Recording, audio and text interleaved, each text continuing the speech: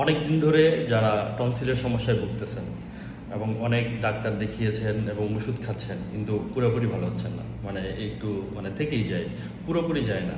তো এটা টনসিলের একটা সমস্যা, যে টনসিলের সমস্যা পুরোপুরি যায় না।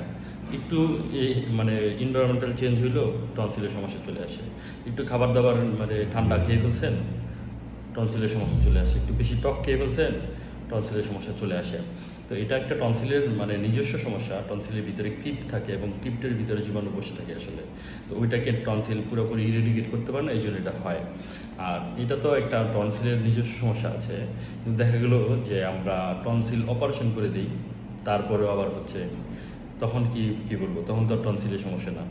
আসলে গ্যাস্ট্রিকের সমস্যার কারণে টনসিলের সমস্যা মেইনলি গলার সমস্যা হইতে পারে এবং হয়। এবং ফেরিনজাইটিস করে, আমরা যেটা ট্রিট করি ক্রনিক ফেরিনজাইটিস নামে, অথবা লেরিনজাইটিস হইতে পারে, কণ্ঠ স্বর চেঞ্জ হয়, ভোকাল কর্ড ফুলে যায়, এই জিনিসগুলো হইতে পারে। এবং টনসিল সমস্যা হইতে পারে, জিহ্বা জিহ্বা ভারী হয়ে যায়, ঠিক আছে। আমরা এটা বলে পোস্ট নেজাল ড্রিপ, হচ্ছে টেনে টেনে আপনি নাকের পিছন থেকে সিক্রেশন বের করে নিয়ে আসেন। তো এগুলো হইতে পারে। এটা হচ্ছে গ্যাস্ট্রিকের কারণে গলার সমস্যা।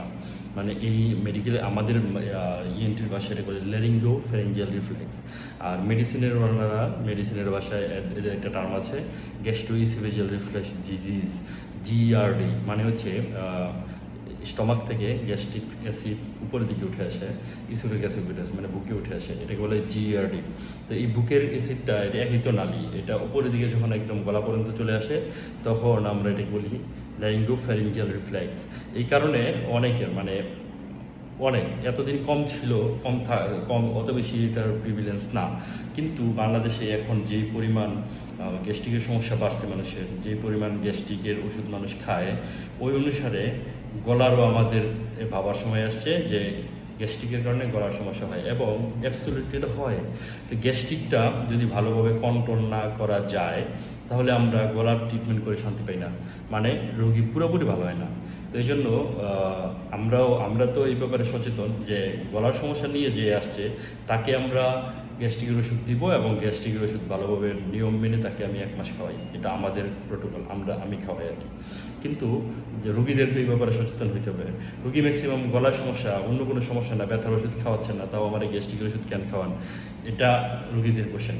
কিন্তু বুঝতে হবে জিনিসটা, যে গ্যাস্ট্রিকের সমস্যার কারণেও আমাদের গলার সমস্যা হতে পারে এবং হচ্ছে অ্যাকচুয়ালি।